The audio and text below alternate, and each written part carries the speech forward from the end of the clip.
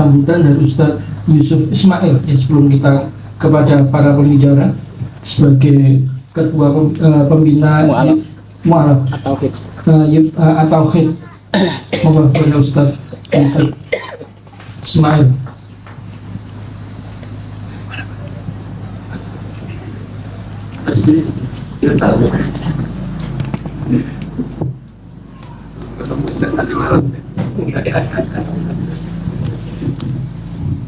Assalamualaikum warahmatullahi wabarakatuh.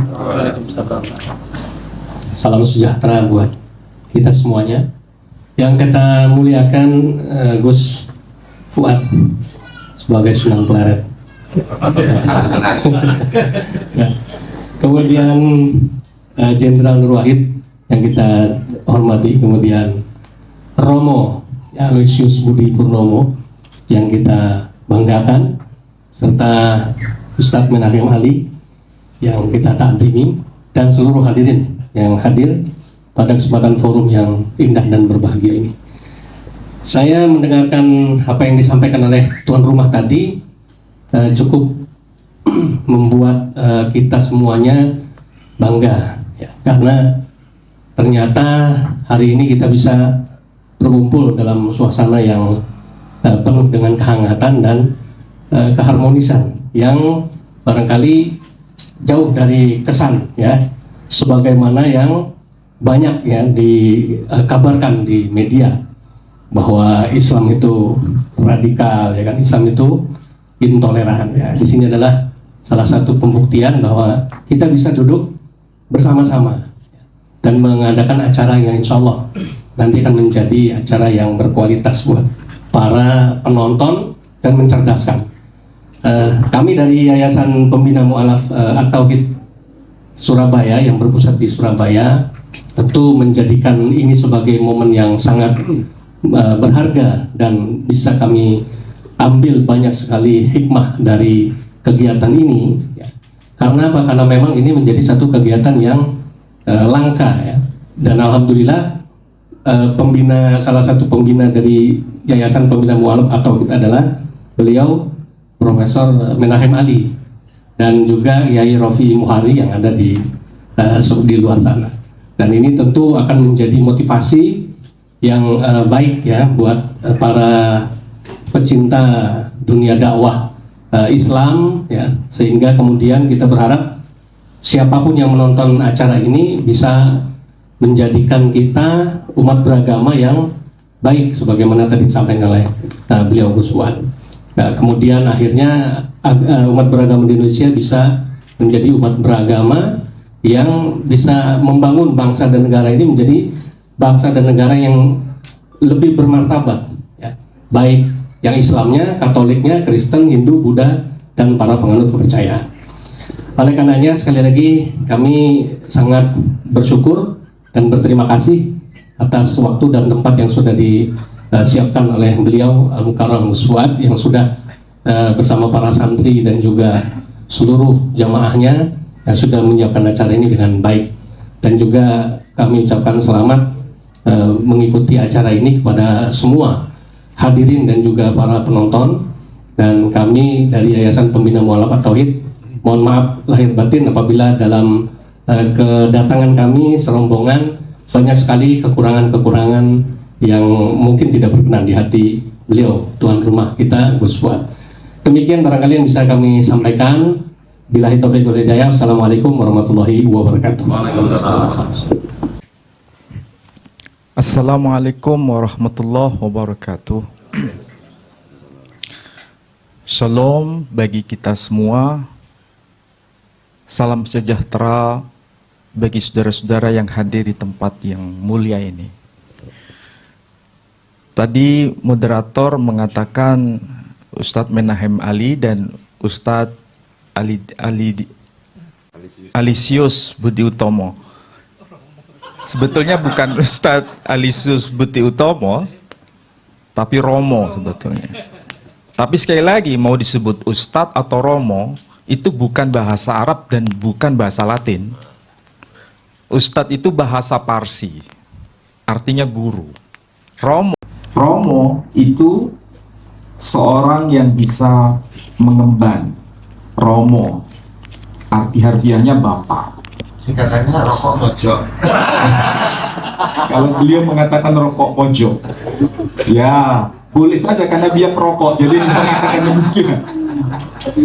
Jadi memang kita bertemu ini pada siang ini bukan sebuah kebetulan, tapi merupakan rancangan yang tentu saja di luar nalar kita. Kita sebagai bangsa harus memulai dari akar bersama. Kita mencari semacam pijakan yang harus dapat kita validasi. Maksudnya apa? Begini. Kita yang berhimpun di sini bisa mengambil teladan dari tokoh besar yang bernama Abraham atau Ibrahim. Kalau saya mulai dari tradisi Islam, kita kebanyakan ini hanya mengenal nama Ibrahim. Jadi kalau misalnya ini para penghafal Quran yang sedang nabuh gamelan, jadi jangan curiga yang nabuh gamelan itu tidak mengerti Quran. Mereka ini para penghafal Quran juga sekaligus mahir memainkan gamelan. Ini manusia yang unik. Quran 30 juz, bukan juz 30. Jadi yang sedang main gamelan di sana itu hafal Quran 30 juz. Kalau saya hafal Quran juz 30. Beliau hafalnya Quran itu cuma 30 juz. Jadi beliau taunya itu Quran itu 30 juz. Nah, saudara-saudara, kita coba cari tokoh yang bisa mempersatukan kita supaya kita duduk di sini itu bisa mengambil pelajaran. Saya mulai dari tradisi Islam dulu. Kalau sebagian besar kita membaca ayat itu kan bunyinya begini. Wa idh yarfa'u Ibrahimul qawa'ida minal baiti wa Ismail Rabbana taqabbal minna innaka antas sami'ul alim. Di situ muncul nama Ibrahim dan kita hafal ayat itu. Tapi jarang, dan memang jarang di antara kita itu membaca dengan dialek yang lain. Padahal itu Islami sebenarnya. Apa itu? Wa idh yarfa'u Ibrahimul qawa'ida minal baiti wa Ismail. Jadi dibunyikan Ibrahim. Mau dibaca Ibrahim, mau dibaca Ibrahim, sosoknya satu. Dibaca dalam sholat boleh Ibrahim. Jadi kalau misalnya Gus Fuad Pleret membaca dalam sholatnya dan kita mendengar itu misal sholat Jumat dibaca wa idh yarfa'u Ibrahimul qawa'ida minal baiti wa Ismail, yang belakang jangan subhanallah. Kalau dibaca subhanallah, ini yang pekok, itu yang mengatakan yang koreksi tadi atau yang sedang baca. Nah, ini umat Islam sendiri nggak paham. Nah, kalau kita membaca Ibrahim atau melafalkan Ibrahim, tokohnya satu, sama-sama dialek dalam bahasa Arab. Sementara dalam bahasa Ibrani tidak membunyikannya itu Ibrahim atau Ibrahim, tapi Avraham. Makanya kalau ini sekaligus bisa divalidasi, ada Romo. Kalau kita baca Alkitab yang versi bahasa Ibrani, itu muncul nama itu. Apa itu? Benai Abraham, Yitzhak, wa Yismail. Anak-anak Abraham ialah Ishak dan Ismail. Apakah ayat begini ada dalam kitabnya umat Islam? Ada. Persis, cuma susunannya agak beda dikit. Tapi maksud pesannya itu sama. Apa itu? Alhamdulillahilladzi wahabali alal kibari Ismaila wa Ishaqa inna rabbi basami'ud du'a. Segala puji bagi Allah yang menganugerahkan kepadaku di masa yang sangat tua, yakni Ismail dan Ishak. Sesungguhnya Tuhanku maha mendengar atas doa yang dipanjatkan. Jadi inti pesannya itu bisa ditarik benang merah antara tradisi Kristiani, Katolik, Islam, di situ ketemu. Jangan kaget di antara kita. Ternyata tokoh Abraham ini atau Ibrahim bukan milik eksklusif tradisi Timur Tengah ternyata, tapi juga bagian dari tradisi Arya, tradisi India. Cuma cara penyebutannya ini memang agak berbeda pelafalannya. Kalau Islam misalnya, Ibrahim, Ibrahim. Kalau tradisi Kristiani atau Yahudi atau Katolik menyebutnya Abraham atau Abram. Sementara tradisi Hindu menyebutnya Abhiram. Tokoh selanjutnya setelah menyebut Abhiram, Puter Terahan, Puter Nahoran. Sementara tradisi Islam menyebutnya Ibrahim bin Tari bin Nahur. Tradisi Yahudi karena Ibrani atau tradisi Kristen basisnya bahasa Ibrani, Abraham bin Terah bin Nahor. Itu kalau ke atas nyambung semua itu. Misalnya Yishmael atau Yitzhak bin Abraham bin Terah bin Nahor bin Serug bin Ra'u bin Pelek bin Ever bin Shela bin Arpakshad bin Shem bin Noah. Tapi bukan bin Peter Pan ya. Ben itu kalau bahasa Arabnya bin. Kalau bahasa Sanskritnya itu menyebut puter. Makanya disebut puter terahan. Terahan bahasa Sanskrit. Tari bahasa Arab. Terah bahasa Ibrani. Ketemu itu induknya. Jadi dari sini kita punya kearifan. Memang Tuhan yang disembah itu, yang diajarkan Tuhan sendiri kepada manusia generasi awal, itu memang ya itu saja, nggak ada yang lain. Jadi sebetulnya itu. Nah, kalau kita merujuk pada tokoh besar ini, memang itu dipelajari di sekolah teologi ya, di sini ada UIN kan, UIN Sunan Kalijaga, atau di tempat-tempat lain juga mengajarkan ada semacam meeting point ini mengenai perbedaan-perbedaan itu anggap saja sebagai kekhasan masing-masing. Jangan ribut di soal kekhasan itu, karena sampai kapanpun ila yaumil kiamah atau satu hari sebelum kiamat nggak ketemu memang. Mau dipertemukan di mana? Yang penting yang sama jangan dibuat beda, yang beda jangan dibuat sama. Ini kekhasan. Nah, tokoh sentralnya itu.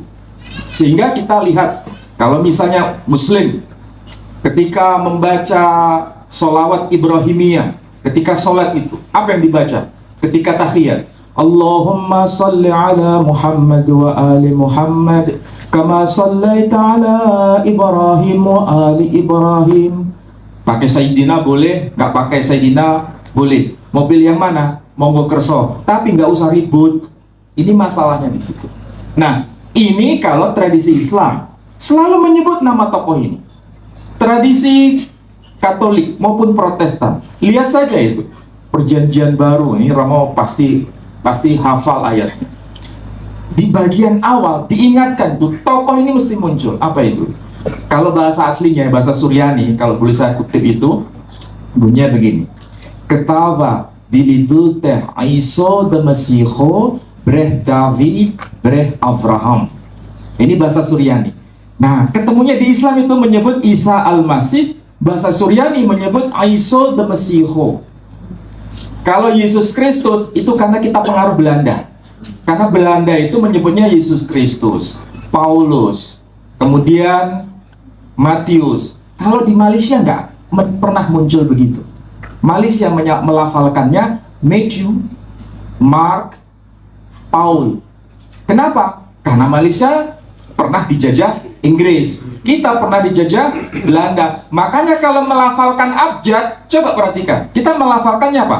A, B, C, D, E. Di Malaysia nggak ada pelafalan kayak begitu. A, B, C, D.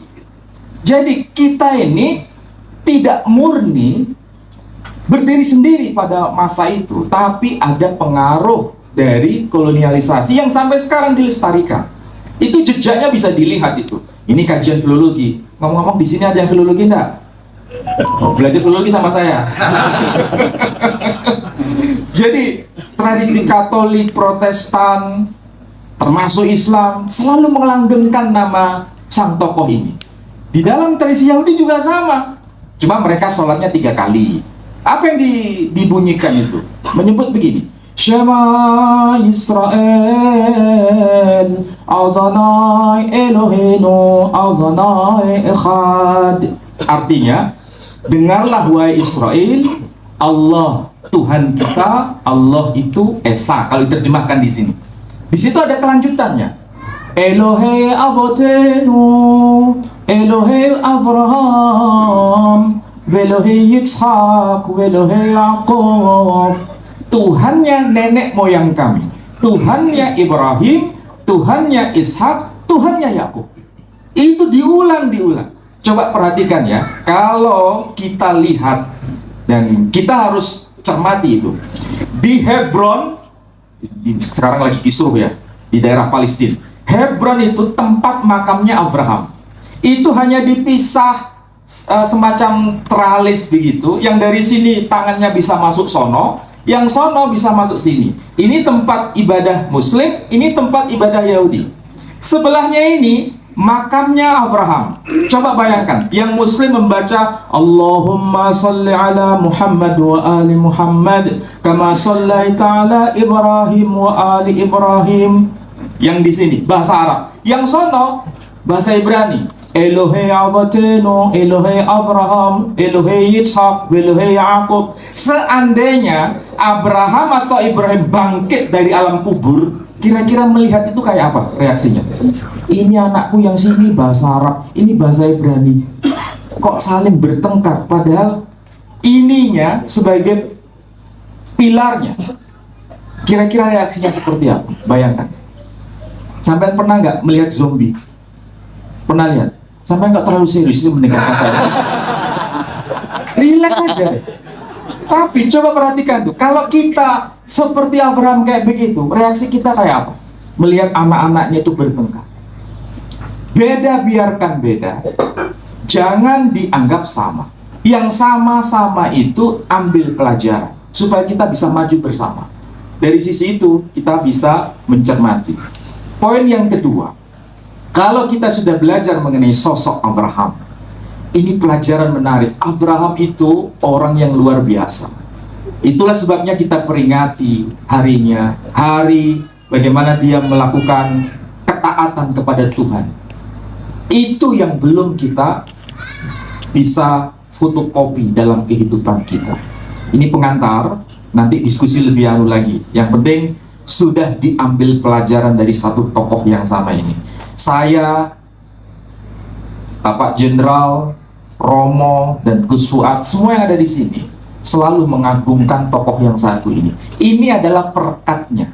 Kalau dalam konteks bangsa kita, apa itu? Lihat sotasoma. Kembali pada dasar yang kita punya. Kitab teks sotasoma, Kakawin tadi disebut. Kakawin sotasoma itu karangan Putantulan. Dia menyatakan begini dalam teksnya. Mangkang jinatua kalawan siwa tatua. Binneka tunggal ika tanhana dharma mangruah. Kira-kira ngerti maksudnya? Mangkang jinatua, maka intisari dari jina. Jina itu nama lain dari Zen, Buddhism, Buddha.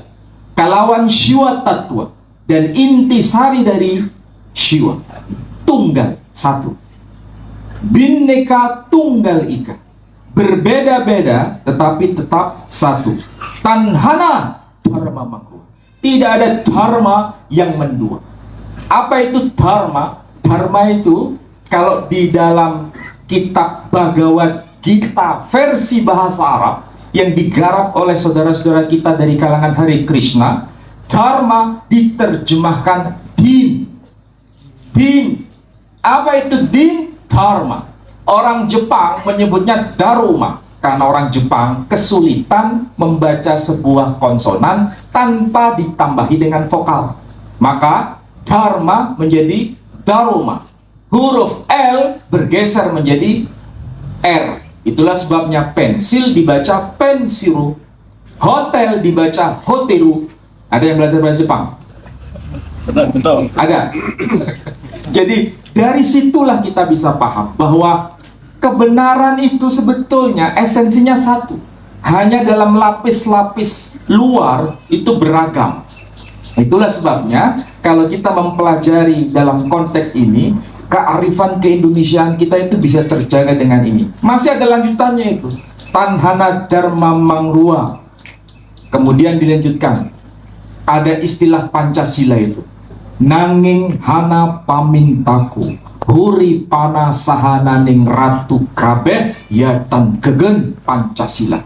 Hendaklah engkau berikan kehidupan bagi para raja, dan hendaklah engkau pegang erat-erat itu Pancasila. Pancasila di sini bukan dalam konteks 5 sila yang kita kenal dalam kebangsaan kita. Awalnya Pancasila itu tradisi Buddhis, kemudian diadopsi dalam kebangsaan kita. Jadi awalnya itu konsep teologis, tapi menjadi konsep kebangsaan. Inilah kearifan dari founding fathers kita, yang kemudian kita kenal dengan pilar, salah satu pilar dari 4 pilar yang kita pelajari itu. Saya jangan terlalu banyak bicara, nanti yang lain nggak kebagian waktu. Saya serahkan kepada moderator.